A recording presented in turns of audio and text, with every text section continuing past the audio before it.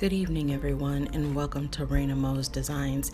And today is MoeVember 10th, and we are going to teach you how to cut up a chicken. Now, this is a video that I suggested, and then I got a few comments saying yes, please show that. So that's what I'm doing here, showing you the beginnings of how I prep to get started to cut up a chicken. And I do start with an onion. Now, I'm not going to show you all of this because you should have watched the French onion video.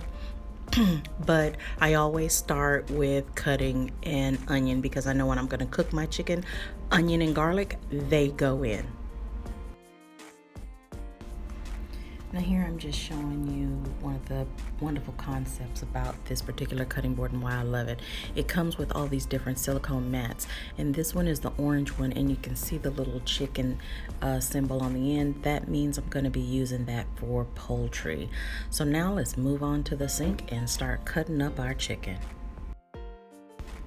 Now this particular chicken I got from Costco, and I'm just gonna focus in on the price. You can see it's just $1.49 a pound, and this was almost an 11-pound chicken. It was a little over 10.5 pounds. So I'm removing the chicken from the bag so that I can wash it. And yes, my hands are not gloved, and they're not gloved for a reason. I didn't grow up learning how to cut a chicken with gloves on. I've tried doing it with gloves and I've cut myself every time. This way I feel I know how to clean and sanitize my hands. So that shouldn't be an issue as far as cross-contamination, because I don't touch anything whenever I'm doing my chicken, and I clean everything of where the chicken has been with Clorox, as should you.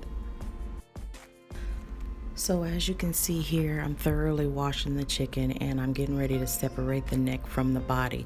Now, not every chicken that you purchase whole in the store is going to have the neck still attached, but if it does, this is the best way I find to go ahead and remove that neck. And I just separate it from the body and pull everything away that I possibly can. And the neck will come out pretty easy. Of course, if you happen to buy your chickens or hens from a regular grocery store, typically the neck is already disconnected. It may be in a bag inside the cavity of the bird. So if that's the case, you can just set that aside, because that can be used to make broth, that can be used to make gravies from the giblets and the neck. And you can also use it to go crabbing. I know we used to do that too. So here I'm showing you the knife that I like to use. This is a slicer is what it's called.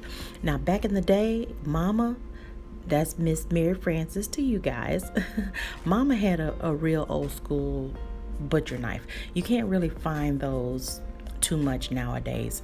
So I'm left with using what I have, which is this slicer. So you can see here I'm showing you, you should be looking for the joint, and I'm going to pause it here. This joint where the wing actually articulates with the body of the chicken, that's where you want to cut. So you'll notice as I do my cuts, I'm always looking for joints. Why? Because that's the best place to dissect the meat. Then I just kind of fold it up, because that's a Mary Frances move, which is mom for me.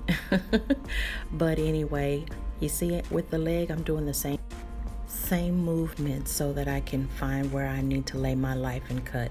Another reason why I like to do it in the sink as opposed to doing it on a cutting board is I let gravity help me as I'm cutting up this bird.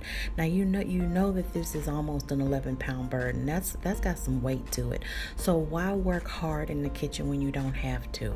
Find your joint, make your initial slice, kind of break it in half where you expose that joint, and you know exactly where to let your knife cut through. Now, you probably don't want to cross over your arm like I did, but you know, that's just me. It's how I'm used to doing it.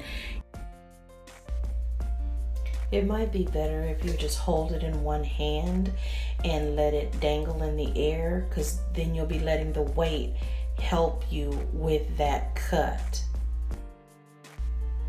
So here, these are the thighs, and you see I just kind of broke where the joint is, and now I'm just going to make a couple of little incisions before I go into that joint.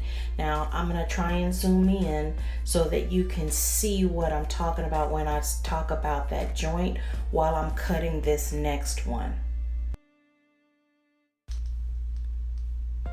Now you see right there, that's the joint, that's the bone. So I'm going ahead and making my incision and going straight through that joint because I've dislocated it at the bone. And that's a gorgeous chicken thigh, if I say so myself. So here's that turkey, that chicken neck again. So what you're gonna notice is that I'm gonna zoom in a little bit and start doing my cuts. I'm gonna separate the backbone because no one really eats the backbone of a chicken, and all of that is through the little rib bones, which if you have a serrated blade, that could go through it a lot quicker, but the bones are very thin, so it's not hard to get through those bones. So that's what you see me doing, and I'm going to use a lot of force with my hands or hand muscles. Now that's one of the backbones, like for the wishbone, and I'm just going straight through that carcass. Now I don't suggest that you throw that backbone and neck away because that's going to make wonderful stock that can be used whenever you're, well, for whatever you would use stock or broth for. And this is the entire breast front plate of the chicken. I'm gonna make a cut here till I get to the breast plate, that bone. And once I get there, I'm going to pull that bone out.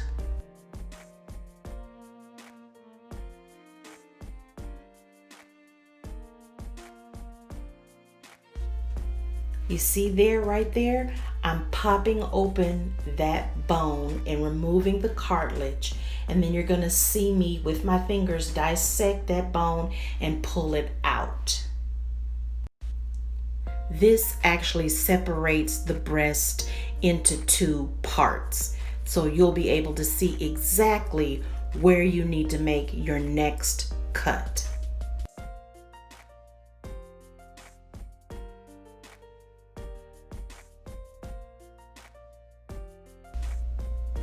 These are just residual bones and cartilage that I feel in the breast area, so I just remove that. And you're also gonna see where I remove what I like to call side breast. It's kind of the tenderloins that they make chicken strips with from the breast, because this is a really large bird.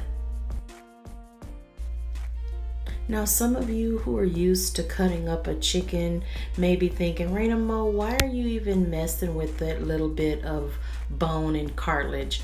Well, my Polly Bear doesn't like bones at all in his meat. He will not eat around a bone, and he doesn't like fat in it either. So I notice whenever he cleans chicken breast that he has already purchased, he will cut and waste a lot of the actual meat of chicken breasts that he purchases out of the store that's already been cut, because if he sees any fat on it, he's going to cut it off. Now right there, those are the two tenderloin pieces that I was talking about. This way I get to butcher the bird and save as much meat as possible. And look how beautiful those two breasts are.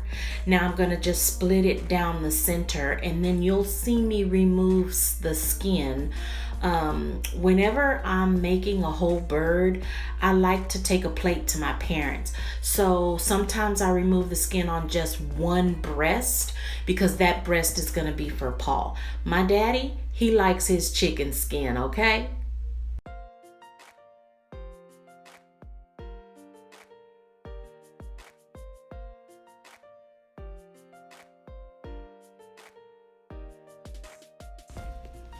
So all of that meat and bone and chicken neck and skin that you see to the right All of that is going into a stock pot on the stove with some onion, celery, and carrot so that I can make a nice stock that's full of natural collagen. And sometimes Paul will sip on that, and then obviously sometimes I'll cook with that. But don't ever throw that away. So next, I hope you're ready to see an entire whole chicken cut up at a wonderful price of $1.49 a pound. Now, as you can see here, that is the whole chicken minus the back of the chicken. Now, back in the day, my mom cooked the whole bird, including the back of the chicken, because she would sacrifice to make sure Daddy had enough food for his lunch and we had enough for dinner. And she would sit and she would eat the back. I know my grandmother would do that. In these days and ages, not many people do that, because I don't. But just know that with this that you see on your screen, you could easily feed 6 to 8 people and everybody would have their fill. Now, I hope you guys enjoyed this video. I also hope that you learned how to cut up a whole chicken on this video. And definitely share this video with anyone who you feel could use it. And as always, have an absolutely wonderful evening. Bye.